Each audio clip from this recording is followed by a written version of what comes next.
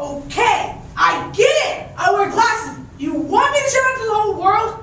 Just because I wear them doesn't mean I'm a nerd or a geek. Just because I wear glasses does not mean I spend all my time reading books. And it most certainly does not mean I have no taste in music.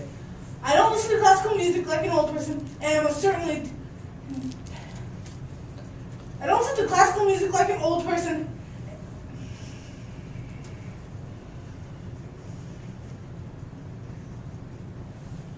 I have friends, by the way, in a Facebook, even if it shocks you. Well, just because I wear them does not mean I get straight A's in my report cards. It's a pretty wicked stereotype, you know. It does get pretty irritating when people keep asking me for the answers on the homework. Anyway, get your facts straight. And if one more person asks me for the answers on the homework, I will snap. I promise you.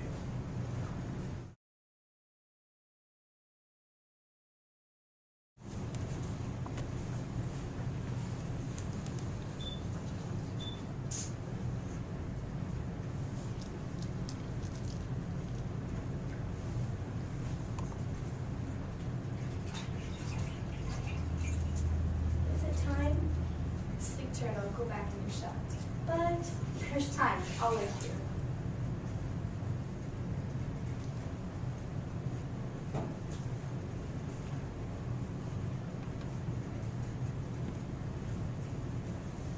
Leia, it's almost 6. Just one more minute, Christine. Just one more. Just one. All right.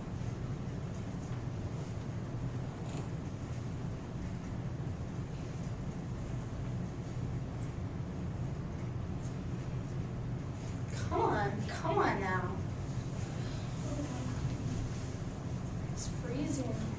Is it always like this? Always. Everywhere you've been? Everywhere. I polished the banister yesterday.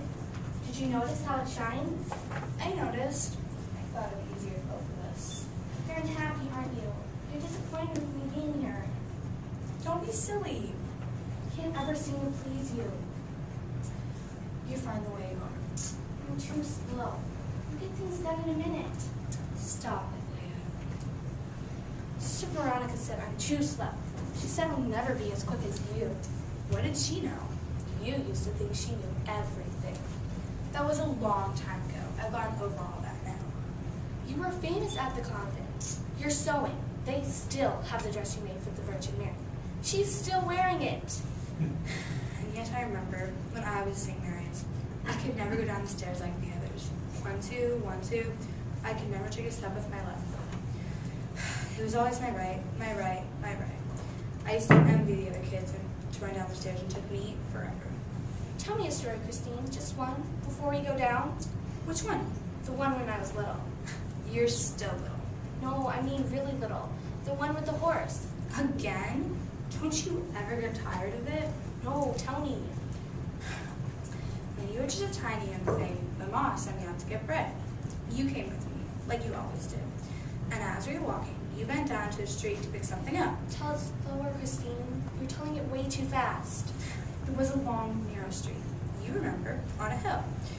A horse and a carriage loaded with bottles coming down, heading straight towards you. I ran in the way, pushed you down, pulled you to the gutter with me.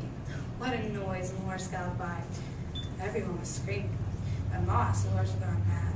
And when we stood up, we were both bleeding, but it was the same wound. Stood on my arm, went down across your wrist. Look, we have it still. And Mama, what did she say? Oh, Mama. You know how her face got? She was furious. She screamed at us. And then what happened? Then there was the gypsy.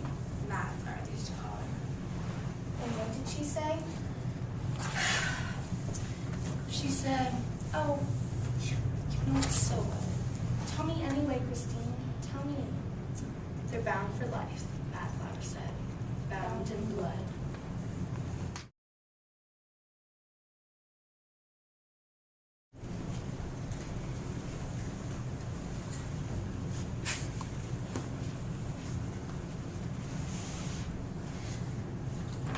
You don't get it. I have been afraid of my father my entire life.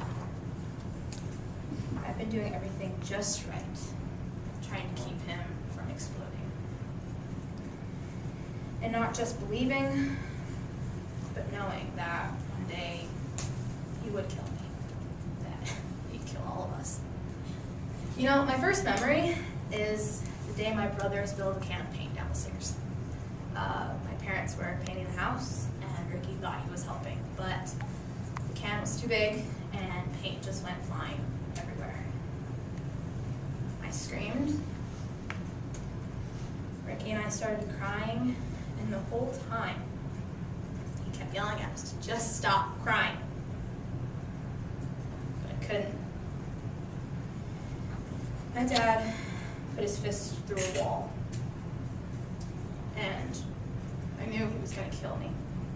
And there was nothing my mother could do about it. I was 4 years old, and he was 2. And I've been living in that hole in the wall ever since. But I can't forgive my father, and I'm not the kind of person that's going to pretend to. So go read Footprints in the Sand if it'll make you feel all warm and fuzzy inside. But today, my father goes in the ground, and I am damn happy about it because I never had a father. Because a father couldn't do that to his kids.